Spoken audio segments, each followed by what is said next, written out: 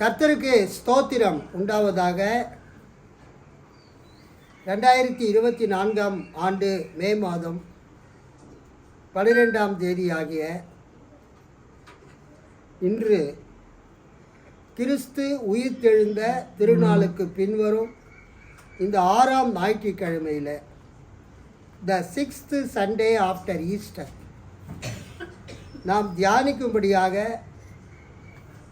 தெரிந்து கொள்ளப்பட்ட வேத பகுதி, அது பரிசுத்த யோவான் எழுதின நற்செய்தி நூல், யோவான் எழுதின சுவிசேஷம் 15வது அதிகாரம் 26ஆம் வசனம் முதல் 16வது அதிகாரம் 4ஆம் வசனம் வரை நாம் வாசித்து நாம் தியானிக்கலாம். யோவான் 15:26 முதல் 16:4 வரை. திருவிவிலியம் பொது மொழிபெயர்ப்பில் நான் வாசிக்கிறேன், நீங்கள் கவனியுங்கள். தந்தையிடம் இருந்து நான் உங்களுக்கு அனுப்பப் போகிற துணையாளர் வருவார். அவரே தந்தையிடம் இருந்து வந்து உண்மையை வெளிப்படுத்தும் தூய ஆவியார்.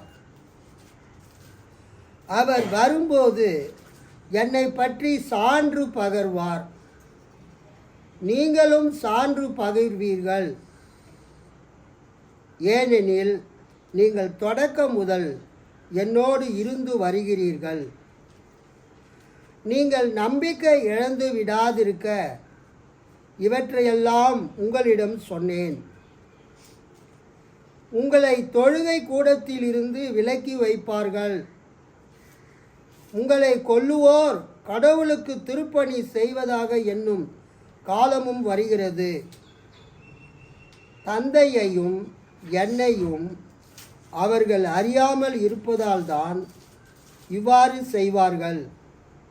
இவை நிகழும் நேரம் வரும்போது நான் உங்களுக்கு இவை பற்றி முன்பே சொன்னதை நினைவுபடுத்தி கொள்ளுங்கள்.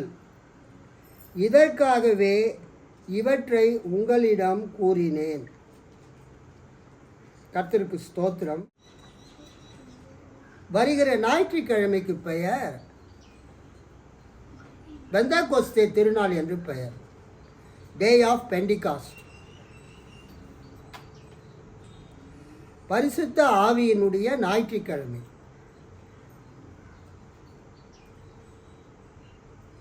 கிறிஸ்துவ திருச்சபையிலே 3 பண்டிகைகள் இருக்கிறது. டிசம்பர் மாதத்திலே கிறிஸ்மஸ், மார்ச் அல்லது ஏப்ரல் மாதத்திலே ஈஸ்டர், மே மாதத்தில் அல்லது ஜூன் மாத துவக்கத்தில் பெந்தேகோஸ்தே திருநாள். இதுதான் கிறிஸ்துவ மதத்தினுடைய 3 பண்டிகைகள். யூதர்களுக்கு 7 பண்டிகைகள் இருக்கிறது. நாம் எல்லாம் கிறிஸ்தவங்களாக ஆயிட்டதுனால நம்ம அந்த யூதர்கள் கொண்டாடக்கூடிய பண்டிகைகளை நாம் கொண்டாடுகிறது இல்லை, கொண்டாட தேவையில்லை. கிறிஸ்து அவைகளை எல்லாம் நிறைவேற்றி முடித்து விட்டார். கிறிஸ்தவர்களுக்குரிய பண்டிகைகள் 3 பண்டிகைகள். ஒன்றே கிறிஸ்து பிறப்பின் பண்டிகை, that is called A Christmas. 2வது பண்டிகை கிறிஸ்து உயிர்த்தெழுந்த பண்டிகை, தட் இஸ் கால்டு ஈஸ்டர். 3வது பண்டிகை பெந்தகோஸ்தே திருநாள், பரிசுத்த ஆவியின் பண்டிகை. பரிசுத்த ஆவியானவர் இந்த உலகத்தின் மீது, சபையின் மீது பொழிந்தருளப்பட்ட ஞாயிற்றுக்கிழமை. அதுதான் the day of Pentecost or feast of Pentecost என்று அழைக்கப்படுகிறது. இந்த கிறிஸ்தவ பண்டிகைகளிலேயே ஆதி காலத்திலே கிறிஸ்தவர்கள் ரொம்ப முக்கியத்துவம் கொடுத்த பண்டிகை எது? பெந்தகோஸ்தே பண்டிகை. ஆனால் இன்னைக்கு கிறிஸ்தவங்க எந்த பண்டிகைக்கு முக்கியத்துவம் கொடுக்குறாங்க? கிறிஸ்மஸுக்கு. இன்றைக்கு கிறிஸ்தவர்கள் முக்கியத்துவம் கொடுக்கிற பண்டிகை கிறிஸ்மஸ். ரெண்டாவது ஈஸ்டர். நிறைய பேருக்கு பெந்தகோஸ்தே பண்டிகை என்று ஒரு பண்டிகை இருக்கிறதா என்றே தெரியாது. ஆனால் ஆதி கிறிஸ்தவர்கள் ஆதி காலத்தில் இந்த பெந்தகோஸ்தே நாளில்தான் அவர்கள் போய் ஞானஸ்நானம் எடுப்பார்கள். அல்லேலூயா. எல்லாரும் வெண்ணாடைகளை அணிந்து கொண்டு ஆலயத்துக்கு வருவார்கள். ஆகவே இந்த பெந்தகோஸ்தே ஞாயிற்றுக்கிழமைக்கு, பெந்தகோஸ்தே நாளுக்கு ஒயிட் சண்டே, வெண்மை ஞாயிறு என்று அழைக்கப்படும். அல்லேலூயா. ஒரு காலத்தில் பெந்தகோஸ்தே சபைகள் அங்கத்தினர்கள் எல்லாருமே ஒயிட் அண்ட் ஒயிட்டில் தான் வருவாங்க. வெள்ளை பேண்ட்டு, வெள்ளை ஷர்ட்டு, வெள்ளை புடவை, வெள்ளை ஜாக்கெட் போட்டு கொண்டு தான் சபைக்கு வருவார்கள். பெந்தகோஸ்தே சபைன்னு சொன்னாவே அவங்க வெண் வஸ்திரத்தை தரிப்பார்கள். வெண்மை எப்போதுமே பரிசுத்தத்துக்கு அடையாளம். அதனால் அந்த வஸ்திரத்துக்கு முக்கியத்துவம் கொடுப்பாங்க. ஆதி கிறிஸ்தவர்கள் இந்த பெந்தகோஸ்தே நாளில் அனைவரும் வெண் வஸ்திரத்தை உடித்து ஆலயத்துக்கு வந்ததினால் அதுக்கு என்ன பெயர்? ஒயிட் சண்டே என்று பெயர். வர ஞாயிற்றுக்கிழமை பெந்தகோஸ்தே திருநாள், day of Pentecost, feast of Pentecost. அந்த பெந்தகோஸ்தே பண்டிகைக்கு முன்னால் வரக்கூடிய இந்த ஞாயிற்றுக்கிழமையில் இயேசுவானவர் பரிசுத்த ஆவியானவர் கொடுக்கப்படுகிறதை பற்றி பேசுகிறார். அல்லேலூயா. இயேசுவானவர் பரிசுத்த ஆவியானவர் கொடுக்கிறதை பற்றி பேசுகிறார். கர்த்தருக்கு ஸ்தோத்திரம். இயேசு என்ன சொல்றாரு? தந்தையிடமிருந்து நான் உங்களுக்கு அனுப்ப போகிற துணையாளர் வருவார். இங்கே நாம் யாரை பார்க்கிறோம்? பிதாவை பார்க்கிறோம். பரிசுத்த ஆவியானவர் எங்கிருந்து வருகிறார்? பிதாவினிடத்திலிருந்து வருகிறார். நல்லா கவனிங்க. பிதாவினிடத்தில் இருந்து, ஃப்ரம் த ஃபாதர், நான் உங்களுக்கு அனுப்ப போகிற, ஐ ஆம் கோயிங் டு சென்ட். பிதாவினிடத்தில் இருந்து நான் உங்களுக்கு அனுப்ப போகிற, பிதாவினிடத்தில் அனுப்ப போகிறவரும் பிதாவினிடத்திலிருந்து புறப்படுகிறவரும் ஆகிய சத்திய ஆவியான, ஸ்பிரிட் ஆஃப் ட்ரூத், தேற்றரவாளன், கம்ஃபர்டர் வரும்போது அவர் என்னை குறித்து சாட்சி கொடுப்பார். 26ஆம் வசனத்தில் 3 பேரை நீங்கள் பார்க்கலாம். பிதா இருக்கிறார், இயேசு இருக்கிறார், தேற்றரவாளனாகிய பரிசுத்த ஆவியானவர் இருக்கிறார். பிதாவினிடத்தில் இருந்து, ஃப்ரம் த ஃபாதர், பிதாவாகிய தேவன், உங்களுக்கு நான் அனுப்ப போகிறவரும், உங்களுக்கு நான் உங்களுக்கு அனுப்ப போகிறவர். பிதாவினிடத்திலிருந்து பரிசுத்த ஆவி வருகிறார். அந்த பரிசுத்த ஆவியை யார் அனுப்புகிறது? வசனத்தை பாருங்க, 26. பிதாவினிடத்திலிருந்து நான் உங்களுக்கு அனுப்ப போகிறவர். பிதாவினிடத்திலிருந்து பரிசுத்த ஆவி வருகிறார். அந்த பரிசுத்த ஆவியை யார் அனுப்புகிறது? நான் உங்களுக்கு அனுப்ப போகிறவர். நான் என்பது யாரை குறிக்கிறது? இயேசுவை குறிக்கிறது. யோவான் 15:26 இயேசு என்ன சொல்கிறார்? பிதாவினிடத்தில் இருந்து நான் உங்களுக்கு அனுப்ப போகிறவரும் பிதாவினிடத்தில் இருந்து புறப்படுகிறவரும் ஆகிய. அப்போ அங்கே 2 பேர், பிதா இருக்கிறாரு, பேசுகிற இயேசு அங்கே இருக்கிறார்.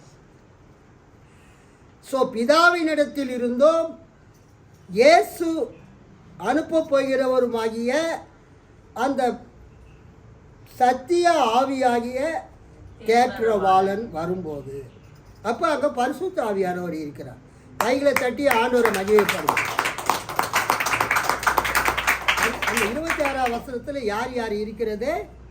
பிதா இருக்கிறாரு, குமாரனாகிய இயேசு கிறிஸ்து இருக்கிறார், பிதாவினிடத்திலிருந்து வரப்போகிற, பிதாவினிடத்திலிருந்து இயேசு அனுப்ப போகிற சத்திய ஆவியான தேற்றரவாளன் அங்கு இருக்கிறார். அல்லேலூயா. ஸோ நமது தேவன் எப்படிப்பட்டவர் என்றால் பிதாவாக இருக்கிறார், குமாரனாக இருக்கிறார், பரிசுத்த ஆவியாக இருக்கிறார். அல்லேலூயா. கர்த்தருக்கு ஸ்தோத்திரம். இயேசுவை இந்த உலகத்திற்கு யார் அனுப்பினது? பிதா அனுப்பினார். Father sent Jesus into the world. இந்த உலகம் ரட்சிக்கப்படும்படியாக இயேசுவை பிதாவாகிய தேவன் உலகத்துக்கு அனுப்பினார். ஆனால் இயேசு தன்னுடைய ரட்சிப்பின் கிரியைகளை, மீட்பின் கிரியைகளை முடித்த பிறகு கடந்த வியாழக்கிழமை நாம் கொண்டாடினோம், நினைவு கூர்ந்தோம். கிறிஸ்து பரத்துக்கு எடுத்துக்கொள்ளப்பட்ட திருநாள், கிறிஸ்து பரத்துக்கு ஏறி சென்ற திருநாள். The ascension of Christ, the ascension day of Christ. கடந்த வியாழக்கிழமையில் நாம் அதை நினைவு கூர்ந்தோம். ஸோ கிறிஸ்து பிதாவினிடத்திற்கு சென்ற பிறகு அவர் உயிர்த்தெழுந்த 40வது நாளிலே பிதாவினிடத்திற்கு இயேசு சென்றார். 10 நாள் பொறுத்து இயேசு பரத்துக்கு எடுத்துக்கொள்ளப்பட்ட, பரமேறி சென்ற ascension of Christ, ascension day of கிரைஸ்டுக்கு 10 நாட்களுக்கு பிறகு 10ஆம் நாளில், அல்லது இயேசு உயிர்த்தெழுந்த பிறகு 50வது நாளில் இந்த உலகத்திற்கு பிதாவும் குமாரனும் பரிசுத்த ஆவியை இந்த உலகத்திற்கு அனுப்பினார்கள். கைகளை தட்டி உலகத்தின் ரட்சிப்புக்காக பிதாவாகிய தேவன் இயேசுவை இந்த உலகத்திற்கு அனுப்பினார். பரிசுத்த ஆவியின் மூலமாக இயேசு கன்னி மரியாளின் வயிற்றிலே பிறந்தார், கர்ப்பம் தரித்து பிறந்தார். கன்னி மரியாள் கர்ப்பமாகி, பரிசுத்த ஆவியினாலே கர்ப்பமாகி அவர் பிறந்தார். அப்போ பிதா இருக்கிறார், பரிசுத்த ஆவி இருக்கிறார், இயேசு இருக்கிறார். இயேசுவின் பிறப்பில் இயேசு உயிர்த்தெழுந்து பரத்துக்கு ஏறி சென்ற பிறகு, பிதாவினுடைய வலது பார்சத்திலே உட்கார்ந்த பிறகு, பிதாவினிடத்தில் இருந்து இயேசு பரிசுத்த ஆவியை இந்த உலகத்திற்கு அனுப்பினார். அப்போ பரிசுத்த ஆவியை இந்த உலகத்துக்கு யார் யார் அனுப்பினது? பிதாவும் இயேசுவும் சேர்ந்து தான் பரிசுத்த ஆவியை இந்த உலகத்திற்கு அனுப்பினார்கள். Holy Spirit was sent to the world by the Father and the Son. பிதாவின் மூலமாகவும் இயேசுவின் மூலமாகவும் பரிசுத்த ஆவியானவர் இந்த உலகத்திற்கு அனுப்பப்பட்டார். உலகத்தில் 3 பெரிய திருச்சபைகள் இருக்கிறது, திருச்சபை பிரிவுகள். ஒன்று ரோமன் கத்தோலிக்க திருச்சபை, 2வது கிரேக்க வைதிக சபை ஆர்த்தடாக்ஸ் சர்ச், 3வது புரொட்டஸ்டன்ட் திருச்சபைகள், சீர்திருத்த சபைகள். இந்த ரோமன் கத்தோலிக்க சபையும் புரொட்டஸ்டன்ட் சபைகளும், புரொட்டஸ்டன்ட் சர்ச்சஸும் என்ன விசுவாசிக்கின்றன? பிதாவாகிய தேவனும்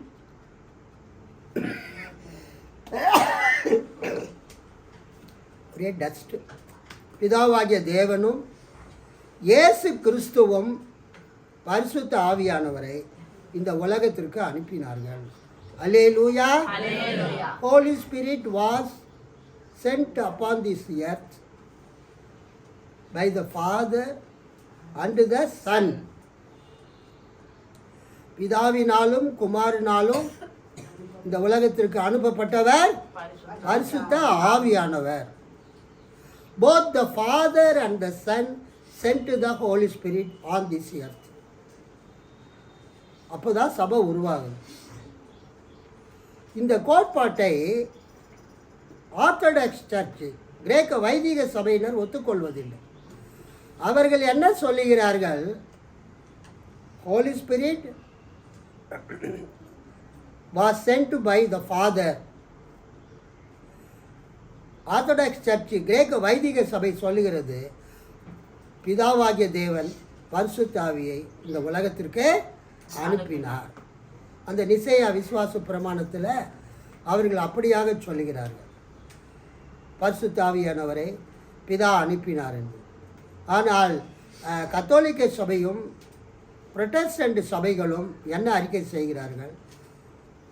பிதாவும் குமாரனும் சேர்ந்து, இருவரும் சேர்ந்து பரிசுத்த ஆவியை இந்த உலகத்திற்கு அனுப்பினார்கள். The Holy Spirit was sent by both the Father and the Son. இந்த and the Son என்ற வார்த்தை லத்தீன் மொழியில் ஃபிலியோக்கி, FILIOQUE, ஃபிலியோக்கி என்று அழைக்கப்படுகிறது. இது வந்து ஒரு பெரிய இஷ்யூவே ஆச்சு திருச்சபை வரலாற்றில். கத்தோலிக்க சபையும் புரொட்டஸ்டன்ட் சபையும் இந்த நம்பிக்கையை உடையவர்களாக இருக்கிறார்கள். எந்த நம்பிக்கை? பிதாவும் குமாரனும் பரிசுத்த ஆவியை இந்த உலகத்திற்கு அனுப்பினார்கள். ஆனால் ஆர்த்தடாக்ஸ் சர்ச், கிரேக்க வைதிக சபைகள் எல்லாம் அவர்கள் என்ன நம்புகிறார்கள்? பிதா மட்டும்தான் இயேசுவை இந்த உலகத்திற்கு அனுப்பினார். ஸோ இந்த விஷயத்தை நம்ம கண்டிப்பாக தெரிந்து கொள்ள வேண்டும். வருகிற வாரம் பரிசுத்த ஆவியினுடைய அந்த பண்டிகையின் வாரம், பெந்தெகோஸ்து திருநாள். அந்த நாளிலே பரிசுத்த ஆவியானவருடைய செயல்களை குறித்து, அவர் எப்படி கிரியை செய்கிறார் என்பதை குறித்து நாம் வாசிக்கலாம். இந்த பிரசங்கத்தினுடைய 2வது பகுதிக்கு நாம் வருகிறோம். நீங்கள் நிருபங்களை வாசிக்கும்போது, நிருபங்களில் கடிதங்கள், பவுல் எழுதிய கடிதங்கள், பேதுரு எழுதிய கடிதங்கள், மற்ற கடிதங்கள்லாம் நீங்கள் பார்த்தீங்கன்னா, நிருபங்களில் முதல் பகுதி வந்து டாக்ட்ரினல் இஷ்யூ இருக்கும், கிறிஸ்துவ கொள்கையை பற்றி எழுதுவாங்க. நிருபங்களுடைய பிற்பகுதியில் மக்கள் சந்திக்கிற பிரச்சனைகளை பற்றி எழுதுவாங்க. அல்லேலூயா. இன்னைக்கு இந்த பிரசங்கத்தை நான் ஆயத்தப்படுத்தும் போது அதுதான் எனக்கு ஞாபகத்துக்கு வந்தது. In every letter to the New Testament churches, apostles first wrote about doctrinal issues, then about their Christian life. கிறிஸ்துவ வாழ்க்கையை குறித்து, எத்திக்கல் இஷ்யூஸ் குறித்து அவர்கள் எழுதுவார்கள். இன்றைக்கு கிறிஸ்தவர்கள் பல பிரச்சனைகளை சந்தித்து கொண்டு இருக்கிறார்கள்.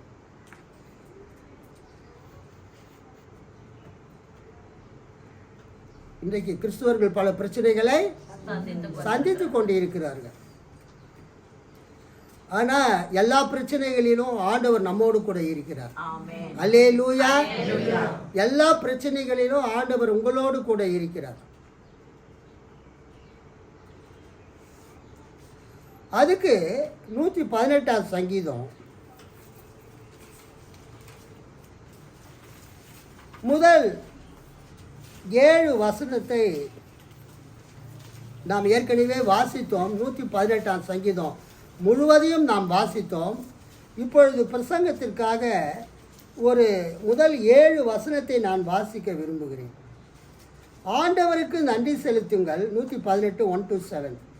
ஆண்டவருக்கு நன்றி செலுத்துங்கள், ஏனெனில் அவர் நல்லவர், என்றென்றும் உள்ளது அவரது பேரன்பு. என்றென்றும் உள்ளது அவரது பேரன்பு என இஸ்ரவேல் மக்கள் சாற்றுவார்களாக. என்றென்றும் உள்ளது அவரது பேரன்பு என ஆரோனின் குடும்பத்தார் சாற்றுவார்களாக. என்றென்றும் உள்ளது அவரது பேரன்பு என ஆண்டவருக்கு அஞ்சுவோர் அனைவரும் சாற்றுவார்களாக. 5, 6, 7. நெருக்கடியான வேளையில், நல்லா கவனிங்க, நெருக்கடியான வேளையில் நான் ஆண்டவரை நோக்கி மன்றாடினேன், ஆண்டவரும் எனக்கு செவி கொடுத்து என்னை விடுவித்தார். ஆண்டவர் என் பக்கம் இருக்க நான் ஏன் அஞ்ச வேண்டும்? மனிதர் எனக்கு எதிராக என்ன செய்ய முடியும்? எனக்கு துணை செய்யும் ஆண்டவர் என் பக்கம் உள்ளார். என்னை வெறுப்போருக்கு நேர்வதை கண்ணார காண்பேன். அல்லேலூயா. இந்த 118ஆம் சங்கீதத்தில் நாம் அனைவரும் ஆண்டவருக்கு நன்றி செலுத்த வேண்டும். ஆண்டவர் நமக்கு செய்த நன்மைகளை நினைத்து நாம் அவருக்கு நன்றி செலுத்த வேண்டும் என்கிற ஒரு காரியத்தை நாம் பார்க்கிறோம். கர்த்தரை துதியுங்கள், அவர் நல்லவர், அவர் கிருபை என்றும் உள்ளது. அவர் கிருபை என்றும் உள்ளது என்று இஸ்ரவேல் சொல்வதாக. அவர் கிருபை என்றும் உள்ளது என்று ஆரோனின் குடும்பத்தார் சொல்வார்களாக. அவர் கிருபை என்றும் உள்ளது என்று கர்த்தருக்கு பயப்படுகிறவர்கள் சொல்வார்களாக.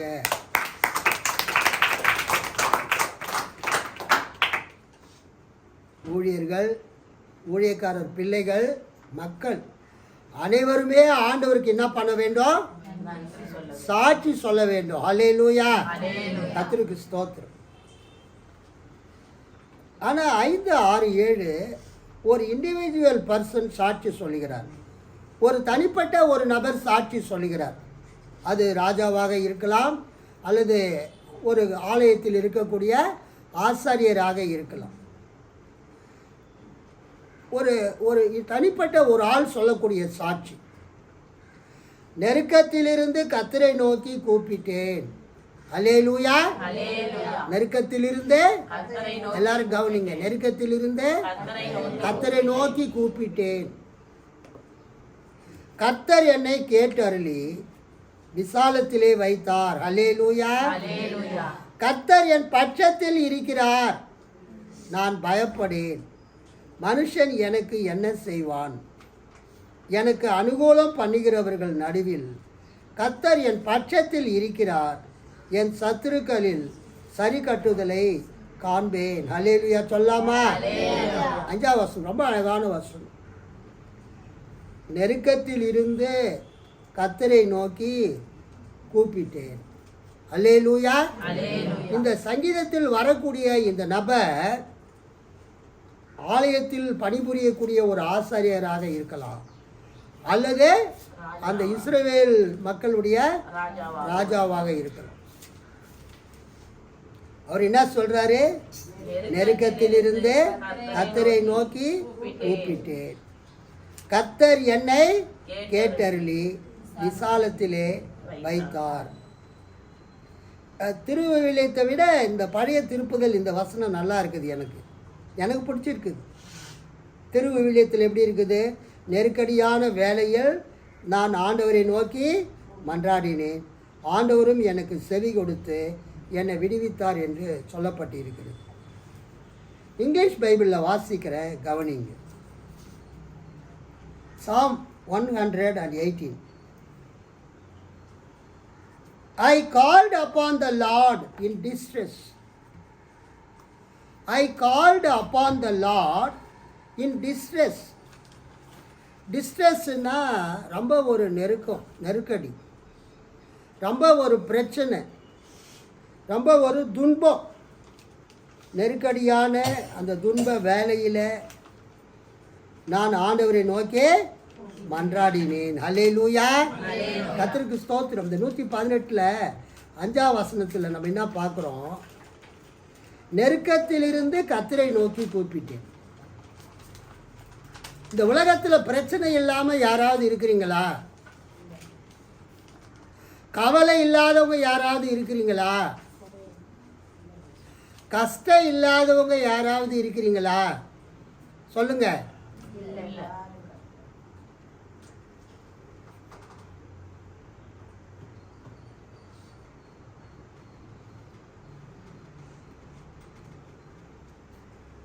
ஒருத்தருக்கு ஒவ்வொரு விதமான பிரச்சனை. எனக்கும் பயங்கர பிரச்சனை. என்ன பிரச்சனை? இன்கம் டேக்ஸ்க்கு என்ன பண்ணணும்? அக்கௌண்ட்ஸு சப்மிட் பண்ணணும். அது எழுதி கொடுக்கறதுக்கு சரியான ஆள் இல்லை. ரொம்ப மன வருத்தம் எனக்கு.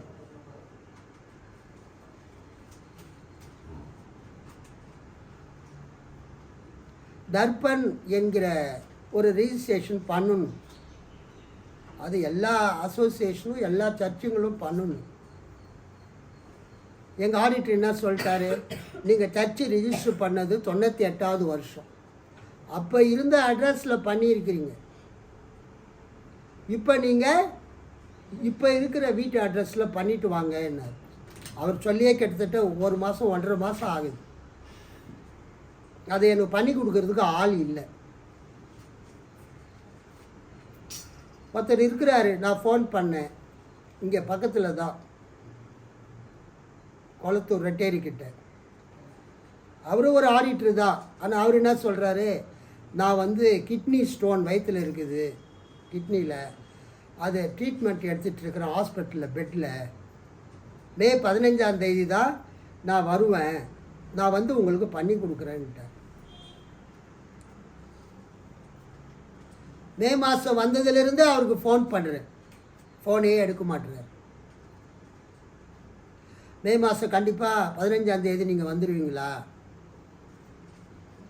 நான் வந்து அதை என்ன பண்ணணும், ரிஜிஸ்ட்ரேஷன் ஆஃபீஸில் போய் ஒரு சப்ளிமெண்ட்ரி டீடு போட்டு சேஞ்ச் ஆஃப் அட்ரஸ் பண்ணணும். சரி, ஒருத்தருக்கு ஒவ்வொரு ப்ராப்ளம். நான் என் மனைவியை பற்றியோ பிள்ளைகளை பற்றியோ, என் மகளுக்கு கல்யாணம் ஆகணும், அதை பற்றி ஒரு கவலை இருக்குது.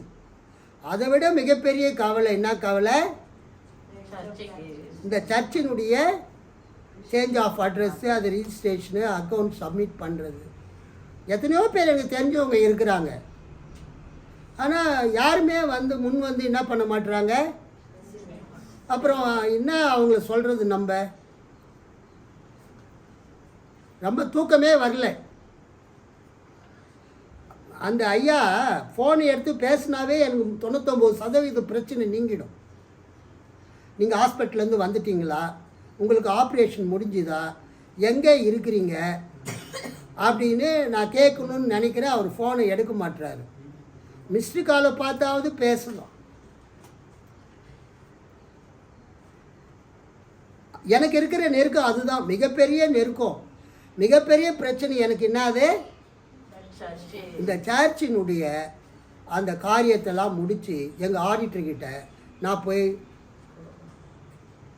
எனக்கு நியமிக்கப்பட்டிருக்கிற அந்த அம்மா, ஒரு முஸ்லீம் அம்மா, அவங்கக்கிட்ட அதை நான் கொடுக்கணும். அதை அவங்க ஆடிட்டர் மூலமாக அது இன்கம் டேக்ஸ்க்கு அவங்க ஃபைல் பண்ணுவாங்க. ஸோ என்னுடைய கவலை என்ன, ஆண்டவரே இந்த எனக்கு இது எழுதி தரேன்னாரே, எனக்கு இது முடிச்சு தரேன்னாரே. அவர் ஒரு கேத்தலிக், அவர் ஹாஸ்பிட்டலில் இருக்கிறன்னாரு, கிட்னி ஸ்டோன்ஸ் ஃபார்ம் ஆகி அவருக்கு எப்போ ஆப்ரேஷன் ஆகும், எப்போ வருவார், என் பிரச்சனை எப்போ நீங்கும்.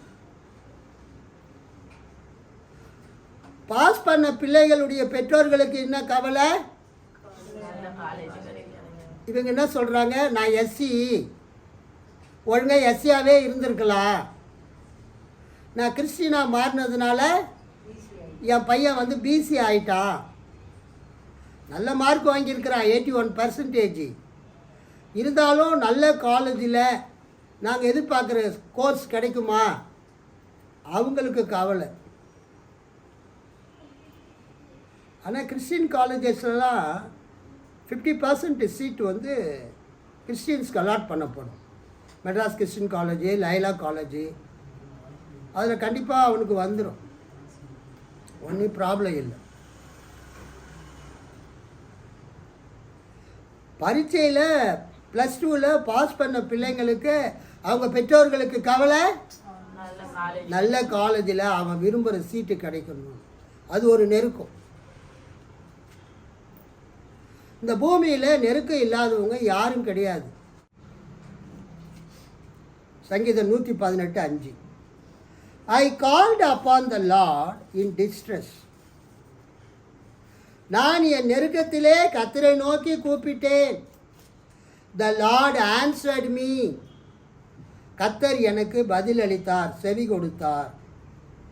And set me in a large place. என்னை விசாலத்திலே வைத்தார். அல்லேலூயா, அல்லேலூயா. அல்லேலூயா, அல்லேலூயா. ரொம்ப அழகான வசனம்.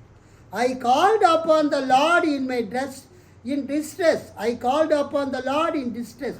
என்னுடைய நெருக்கத்திலே நான் கர்த்தரை நோக்கி கூப்பிட்டேன். அருமையான ஸ்டீஃபன் பிரதர் அந்த போண்டா பஜ்ஜி சுட்டிட்டு இருப்பார். திடீர்னு கடை போடல. என்னான்னு பார்த்தா அவருக்கு என்னதுங்க, அந்த முதுகெலும்பு தண்டில் ஒரு டிஸ்க்கு கொஞ்சம் டிஸ்லோகேட் ஆகி 1 மாதம் படுத்த படுக்கையாக இருக்கணும் டாக்டர் சொல்லிட்டாங்க. 1 மாதம் அவர் படுத்திருந்தா அவருடைய வீட்டு வாடகையை யார் கட்டுறது, அவருக்கு யார் சாப்பாடு போடுறது, அவருடைய பிள்ளைகளுக்கு யார் இப்போ ஸ்கூல் ஃபீஸ் கட்டுறது, அவங்க தேவையை யார் சந்திக்கிறது? அல்லேலூயா.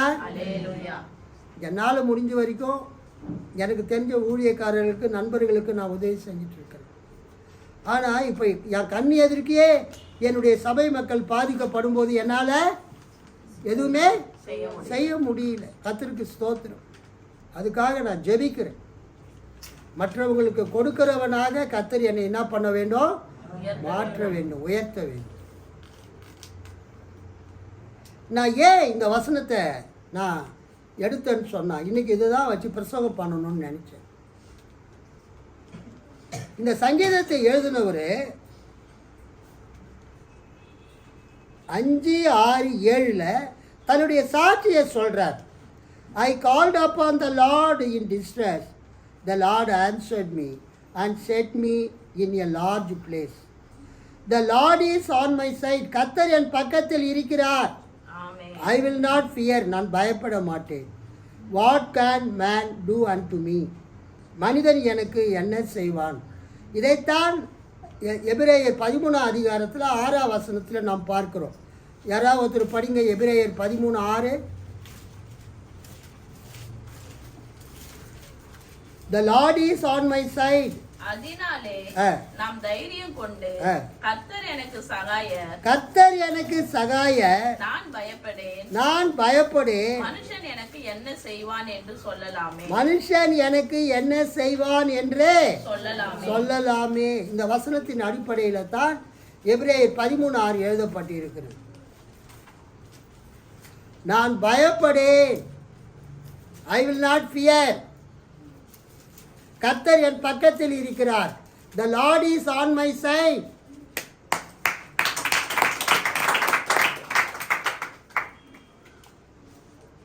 கர்த்தர் என் பக்கத்தில் இருக்கிறார்.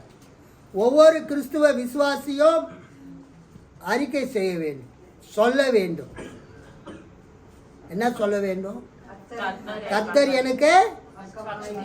கர்த்தர் என் பக்கத்தில் இருக்கிறார். அவர் எனக்கு சகாயராய் இருக்கிறார், உதவி செய்கிறவராய் இருக்கிறார். அல்லேலூயா. கர்த்தர் என் பக்கத்தில் இருக்கிறார்.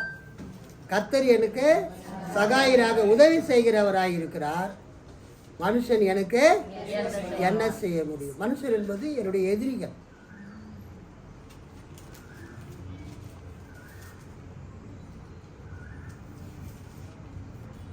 நான் MTH படிக்கும்போது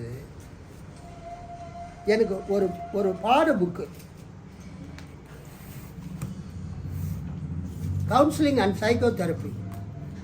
அது ஒரு சப்ஜெக்ட், முக்கியமான சப்ஜெக்ட் கவுன்சிலிங்கில்.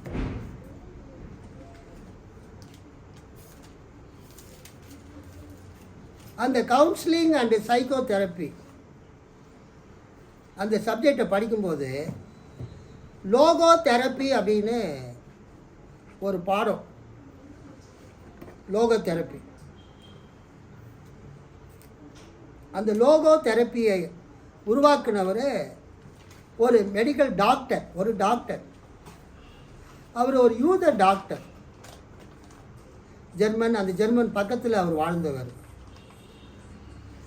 அவர் பேர் விக்டர் ஃப்ராங்கிள். அவர் தான் அந்த லோகோ தெரப்பி என்கிற அந்த கவுன்சிலிங் மெத்தடை, சைக்கோ தெரப்பியை அந்த கவுன்சிலிங் மூலமாக சுகமாக்குற அந்த முறையை கண்டறிந்தவர் விக்டர் ஃப்ராங்கிள். பொதுவாக விக்டருக்கு ஸ்பெல்லிங்கு VICTOR. பட் அவருக்கு என்ன ஸ்பெல்லிங்குன்னா VIK. VIKTOR, Victor. E. Frankl, FRANKL. அந்த புக்கு நான் படித்தேன். அது எனக்கு பரீட்சையில் வந்தது, நான் நல்லா எழுதினேன். அதே மாதிரி நான் MTH படிக்கும்போது தேவகி செலினான்னு ஒரு மேடம் இருந்தாங்க, பிடி கிளாஸ் எடுத்தாங்க. அப்போ அவங்க என்ன சொன்னாங்கன்னா, MTH படிக்கிறவங்க யாராவது வந்து இந்த லோகோ தெரப்பியை பிடி ஃபைனல் இயர் மாணவர்களுக்கு நடத்துங்கள் என்று சொன்னார்கள். அப்போ நான் என்ன பண்ணேன், எங்கள் ஸ்டூடெண்ட் யாரும் போகல, எங்கள் ஃப்ரெண்ட்ஸுங்க. நான் மட்டும் சொன்னேன், நான் வந்து நடத்துகிறேன்னு சொல்லிவிட்டு. நான் MTH செகண்ட் இயர் படிக்கும்போது அந்த பிடி ஃபைனல் இயர் மாணவர்களுக்கு, இந்த தேர்ட் இயரோ ஃபைனல் இயர் மாணவர்களுக்கு இந்த லோகோ தெரப்பி பற்றி போய் கிளாஸ் எடுத்து ரொம்ப நல்லா இருந்ததுன்னு அந்த கிளாஸ் அட்டன் பண்ண மாணவர்கள் சொன்னாங்க.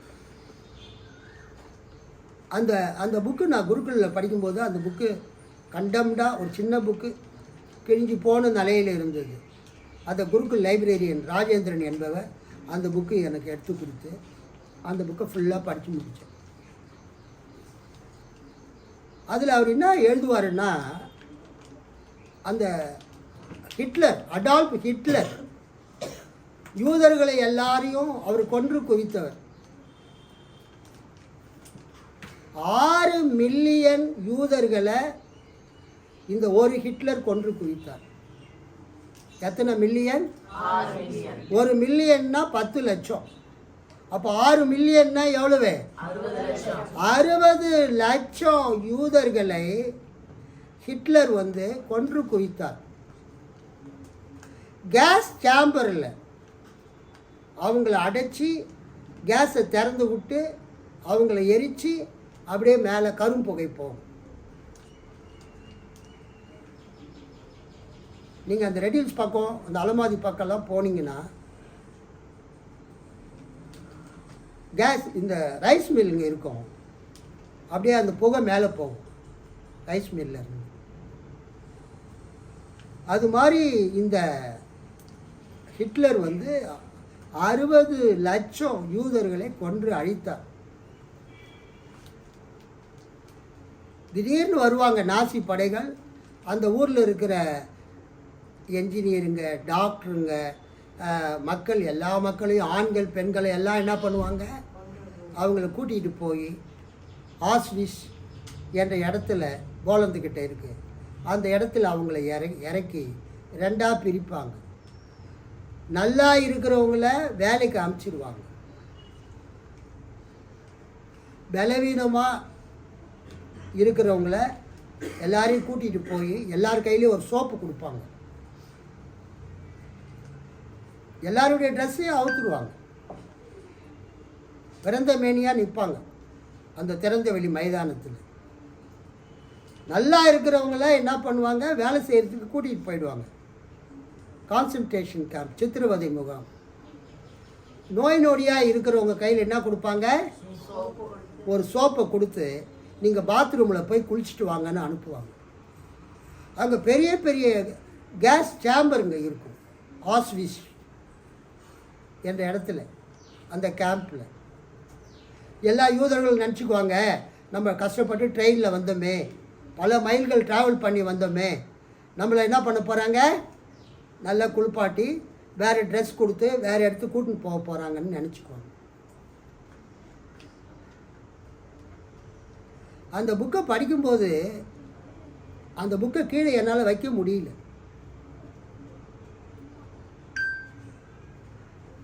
பசி வந்தால் கூட சாப்பிட்றதுக்கு விருப்பம் இல்லை. அந்த அளவுக்கு அவர் தன்னுடைய லைஃப்பை அந்த விக்டர் ஃப்ராங்கிள் அந்த புக்கில் எழுதியிருப்பார். மேன்ஸ் சர்ச் ஃபார் மீனிங், அந்த புக்கு பேர் man's search for meaning, the classic tribute to hope from the holocaust, Viktor E Frankl. இது latest book, man's search for meaning. ஆக்சுவலாக நீங்கள் ஃபேஸ்புக்கெல்லாம் பார்த்தீங்கன்னா சின்ன புக்கு ஒன்று வரும், ரொம்ப சின்னதாக, ஒரு ரோஸ் கலர், ஒரு க்ரீன் கலர், ஒரு கம்பி வேலி, அதில் ஒரு குருவி உட்காந்துருக்கிற மாதிரி ஒரு படம் போட்டால் ஒரு சின்ன புக்கு வரும். ஃபேஸ்புக்கில் அடிக்கடி நீங்கள் பார்க்கலாம் விளம்பரம். அது மாதிரி புக்கை தான் நான் படித்தேன். நான் படித்த புக்கில் என்ன இருக்கும், மேன் சர்ச் ஃபார் மீனிங், கீழே வந்து அன் இன்ட்ரடக்ஷன் டு லோகோ தெரப்பின்னு இருக்கும், கீழே விக்டரி ஃப்ராங்கிள்னு போட்டிருக்கும். இப்போ அந்த புக்கெல்லாம் கொஞ்சம் அவர் எடிட் பண்ணி என்லார்ஜ் பண்ணி இந்த பெரிய புக்காக போட்டிருக்கார். நான் கூட இயேசுவின் 7 வார்த்தைகள் போடும்போது எப்படி போட்டேன், சின்னதாக போட்டேன். அப்புறம் நாட்கள் ஆக ஆக அது என்லார்ஜ் பண்ணி ஃபோட்டோஸு மற்றதெல்லாம் ஆட் பண்ணி பெரிய புக்காக போட்டேன். அது மாதிரி நான் படித்த புக்கு சின்ன புக்கு, இது வந்து பெரிய புக்கு கொஞ்சம் என்லார்ஜ் பண்ணுது. இந்த புக்கை தமிழில் மொழிபெயர்த்திருக்காங்க, அதான் ஆச்சரியம். வாழ்வின் அர்த்தம் மனிதனின் தேடல், விக்டர் பிராங்கல், தமிழில் சா சரவணன், விலை ரூபாய் 180. உலகின் பல்வேறு மொழிகளில் வெளியாகி இருக்கும் இப்புத்தகம் 2008ஆம் ஆண்டு வரை 1,20,00,000 பிரதிகள் விற்பனையாகி இருக்கிறது. கை தட்டுங்க. 2008 அப்படின்னா எத்தனை வருஷம் ஆகுது, 16 வருஷத்துக்கு முன்னால் எத்தனை புக்கு சேல்ஸ் ஆகிருக்குது, 1,20,00,000 புக்கு. வாழ்வின் அர்த்தம் மனிதனின் தேடல், Viktor Frankl, man's search for meaning, the classic tribute to hope from the Holocaust. ஆக்சுவலாக இது இன்ட்ரடக்ஷன் டு லோகோ தெரப்பி. இந்த புக்கில் அந்த சோப்பு வாங்கிட்டு எல்லோரும் எங்கே போவாங்க, குளிக்கிறதுக்கு பாத்ரூமுக்கு போவாங்க. அதை பார்த்தா பாத்ரூம் மாதிரி தான் இருக்கும் என்ட்ரன்ஸ். எல்லாம் மகிழ்ச்சியாக ட்ரெயின்லேருந்து இறங்கி வந்து அவங்க திங்ஸ் எல்லாம் கீழே போட்டுட்டு ட்ரெஸ்ஸெல்லாம் கழட்டிட்டு நிர்வாணமாக, பெண்கள்லாம் தனியாக போயிடுவாங்க, ஆண்கள் தனியாக. எல்லாரும் உள்ளே போன பிறகு அது ஒரு சேம்பர், மெட்டாலிக் கவர் பண்ணுது, வெளியிலேருந்து க்ளோஸ் பண்ணிடுவாங்க. எல்லாரும் உள்ளே போன பிறகு கேஸை திறந்து விட்டுடுவாங்க.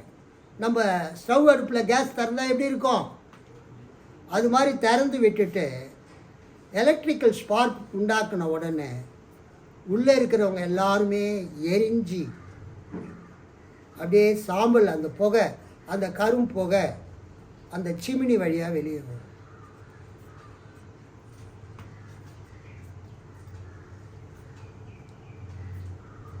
அந்த அயாக்கியத்தனத்தை, அந்த அட்டூழியத்தை இந்த அடால்ஃப் ஹிட்லர் பண்ணும்போது சிலர் எதிர்த்தாங்க, சிலர் எதிர்க்கல. உலகம் அமைதியாக வேடிக்கை பார்த்து கொண்டிருந்தது.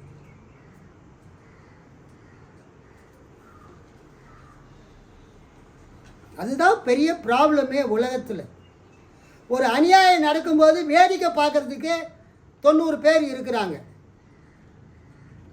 நமக்கு எதுக்கு வம்புன்னு போகிறவங்க அதில் ஒரு 8% 9% எழுத்து பேசுகிறவங்க என்ன மாதிரி பைத்தியக்காரங்க யாராவது 1-2 பேர் இருப்பாங்க.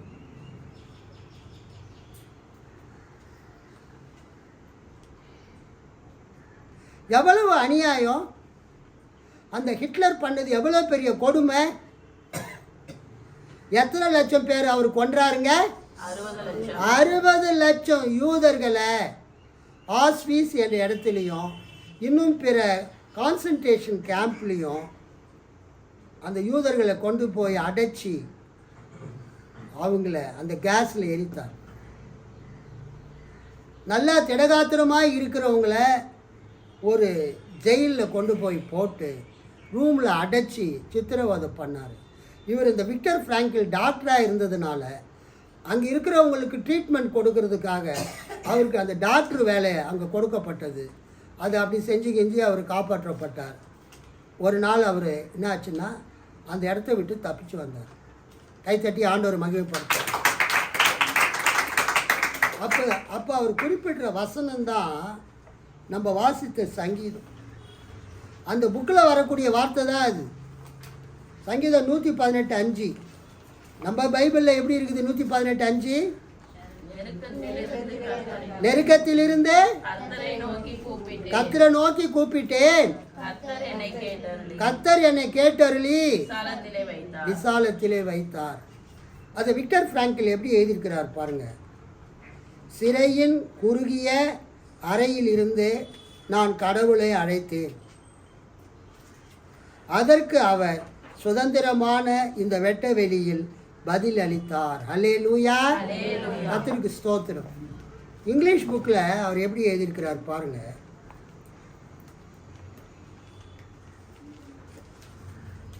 I called to the Lord from my narrow prison. I called to the Lord from my narrow prison, and he answered me in the freedom of space. சங்கீதம் 118:5. ஐயநாதன் அப்படின்னு ஒரு ஜேர்னலிஸ்ட் இருக்கிறார், ஒரு பத்திரிகையாளர், ஒரு மிகச்சிறந்த ஒரு பத்திரிகையாளர் ஐயநாதன். யூடியூப்லலாம் அவர் பேசுவார். அவர் இந்த இஸ்ரேல் பாலஸ்தீன அந்த ஹமாஸ் பிரச்சனையை பற்றி பேசும்போது நல்லா கவனிங்க. ஐயநாதன் வந்து கிறிஸ்டின் கிடையாது, அவர் ஒரு நான் கிறிஸ்தவர் அல்லாதவர், ஒரு சிறந்த பத்திரிகையாளர்களில் ஒருவர்.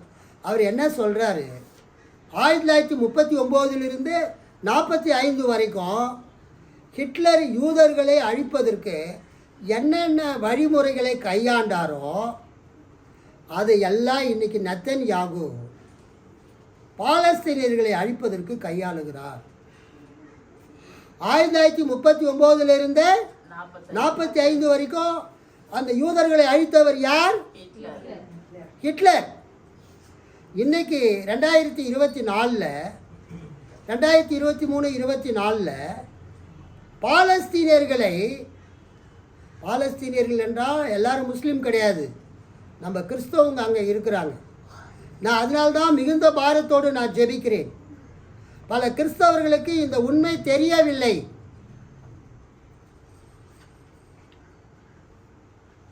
இன்னைக்கு காலையில் கூட எனக்கு மிகவும் வேண்டியப்பட்ட ஒரு ஊழியக்காரர், இஸ்ரேலுக்காக ஜெபியுங்கள், அமெரிக்காவிற்காக ஜெபியுங்கள், இந்தியாவிற்காக ஜெபியுங்கள், இஸ்ரேலை எதிர்த்து போராடக்கூடிய ஈவில் ஃபோர்ஸஸ், பொல்லாங்கான காரியங்கள் அழிந்து போக ஜெபியுங்கள், கர்த்தர் இஸ்ரேலை காப்பாற்ற ஜெபியுங்கள் என்று அவர் ஜபக்குறிப்பு போட்டிருக்கார். நான் காலையில் தூங்கி எழுந்தோன்னா அதை பார்த்தேன். அவருக்கு கமெண்ட் எழுதலான்னு நினச்சேன், நான் விரும்பலை. அவருக்கு இஸ்ரேலுக்காகவும் அமெரிக்காவுக்காகவும் இந்தியாவுக்காகவும் ஜெபிக்கிறதுக்கு அவருக்கு ஆசை இருக்குது. அவர் மக்களை ஜெபிக்க சொல்கிறாரு. நான் அந்த ஐயநாதன் சொல்கிறார் இல்லையா, 39ஆம் வருஷத்துலேருந்து 45 வரைக்கும் அந்த ஹிட்லர் யூதர்களை அழித்த மாதிரி இன்றைக்கி இஸ்ரேலில் நெத்தன்யாகு பாலஸ்தீனியர்களை, அங்கே இருக்கக்கூடிய முஸ்லீம்களை, அங்கே இருக்கக்கூடிய கிறிஸ்தவர்களை அதே மெத்தடில் அழிச்சிட்டு இருக்கிறாரு. ஒன்றே ஒன்று செய்யலை, கையில் சோப்பு கொடுத்துட்டு நீங்களாம் பாத்ரூமில் போய் குளிச்சுட்டு வாங்கன்னு உள்ளே அமைச்சு உள்ளே போனவங்கள கேஸை வச்சு எரிக்கலை. மற்ற எல்லா வேலையும் நெத்தன்யாகுவும் இஸ்ரேலிய படைகளும் செய்கிறார்கள் என்று பேர் என்ன சொன்னேன், ஜேர்னலிஸ்ட் பேர்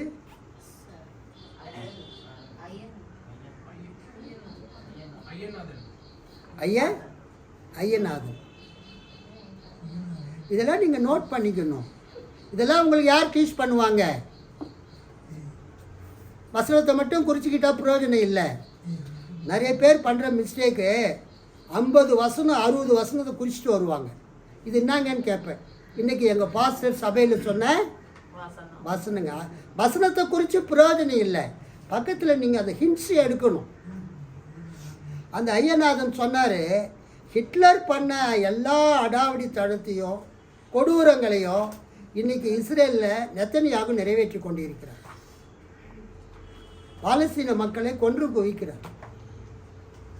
ஒரே ஒரு காரியம் பண்ணலை, கேஸ் சேம்பருக்கு பாலஸ்தீனியர்களை அனுப்பவில்லை. நான் ஒரு கிறிஸ்தவனாக இருக்கிறதுனால, கிறிஸ்தவனாக பிறந்ததுனால, கிறிஸ்தவ சபைகள் கிபி 30 29 பாலஸ்தீனத்தில் இருக்கிறது. இயேசு பிறந்த பெத்லகேம், நாசரேத்து, ஹெப்ரோன் போன்ற இடங்கள் எல்லாம் எங்கே இருக்குதுங்க? பாலஸ்தீனத்தில் இருக்கிறது. ஆகவே அங்கே இருக்கக்கூடிய கிறிஸ்தவர்கள் அழிக்கப்படும் போது என் இதயம் வந்து வெடிக்குது, வேதனைப்படுது. அமெரிக்காவை ஆதரிக்கிற, இஸ்ரேலை ஆதரிக்கிற கிறிஸ்துவ போதகர்களுக்கு, கிறிஸ்டியன் ஜயானிஸ்டுகளுக்கு ஜயானிஸ்ட் கிறிஸ்தவங்களுக்கு அது புரியாது. நான் தியாலஜி படித்ததுனால, அதிலே குருக்குள்ளே போய் படித்ததுனால எனக்கு அந்த விஷயம் தெரியுது. கர்த்தருக்கு ஸ்தோத்திரம். இந்த புக்கில் இருக்கிற ஒரு காரியத்தை படித்து நான் முடிக்க விரும்புகிறேன். நல்லா கவனிங்க. 2ஆம் உலக போரின் போது, இது என்னன்னா முன்னுரை. 2ஆம் உலக போரின் போது விக்டர் பிராங்கிள் 3 ஆண்டுகள் ஆஸ்விட்ச் உட்பட பல்வேறு வதை முகாம்களில் வாழ நேரிட்டவர். உயிர் வாழ்வதற்கான போராட்டத்தில் திடமான நம்பிக்கையோடும் ஆன்ம பலத்தோடும் நாசிக்களின் வதை முகாம் அனுபவங்களை எதிர்கொண்டு மீண்டு வந்தவர். வதை முகாம் கான்சன்ட்ரேஷன் கேம்புகளின் நிலவும் எப்போதும் உயிருக்கு ஆபத்தான மிக மோசமான நெருக்கடி மற்றும் சித்திரவதைகளுக்கு இடையிலும் உயிர் வாழ்வதற்கும் எஞ்சி இருப்பதற்கும் ஆதாரமாக அவருக்கு அமைந்த நம்பிக்கையின் சாட்சியம்தான் இந்நூல். கமல்ஹாசன் புகழ்பெற்ற சினிமா நடிகர், அவர் இந்த புத்தகத்தை வாங்கி எல்லாரும் படிங்கன்னு விளம்பரம் பண்ணியிருக்கிறார். அல்லேலூயா. பொதுவாக நடிகர் நடிகைகள் என்ன பண்ணுவாங்க, ரியல் எஸ்டேட்டுக்கு, துணி கடைக்கு, அந்த கடைக்கு, இந்த கடைக்கு விளம்பரம் பண்ணுவாங்க. கமல்ஹாசன் ஒரு மிகப்பெரிய நடிகர், தமிழ் நடிகர்.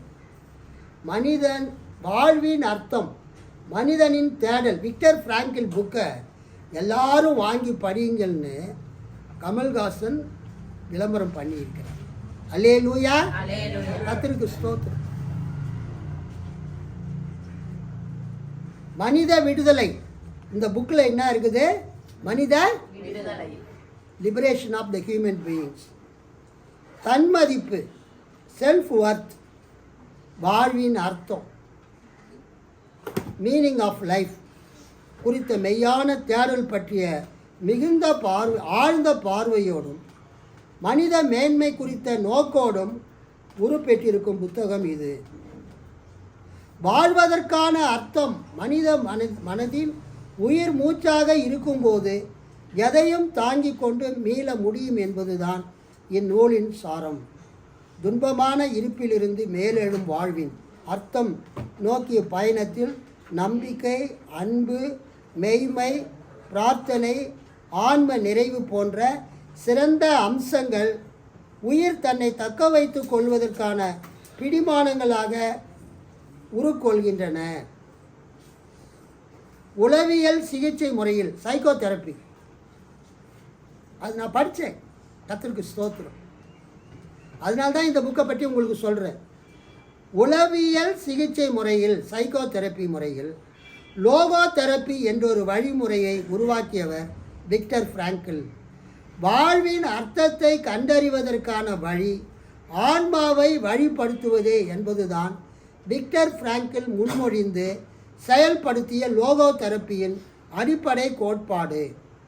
ஆஸ்விட்ச் மற்றும் பிற வதை முகாம்களில் அவரும் பிற கைதிகளும் எதிர்கொண்ட அனுபவங்களில் இருந்தும் அந்த அனுபவங்களை எதிர்கொண்ட அவர்களுடைய மனோபாவங்களில் இருந்தும் இந்நூல் உருவாகி இருக்கிறது. இதை கீழே படிக்கிறத கவனிங்க. விக்டர் பிராங்கிள் ஒரு எச்சரிக்கை குறிப்போடு இப்புத்தகத்தை நிறைவு செய்கிறார். மனிதனால் என்னவெல்லாம் செய்ய முடியும் என்பதை ஆஸ்விட்ச் வதை முகாம் மூலம் நாம் அறிந்திருக்கிறோம். இனி என்ன நடக்க காத்திருக்கிறது என்பதை ஹிரோஷிமா மூலம் நாம் அறிந்திருக்கிறோம். எனவே நாம் எச்சரிக்கையோடு இருப்போம். மனு குலத்துக்காக மனிதனிடம் அவர் விடுக்கும் இந்த வேண்டுகோளின் ஆதார ஸ்துதியில்தான் இப்புத்தகம் படைக்கப்பட்டிருக்கிறது. ரொம்ப அருமையாக ஒரு 200 ரூபாய் தான் இந்த புக்கு தபாலில் வாங்குவதற்கு. வாங்கி படியுங்க.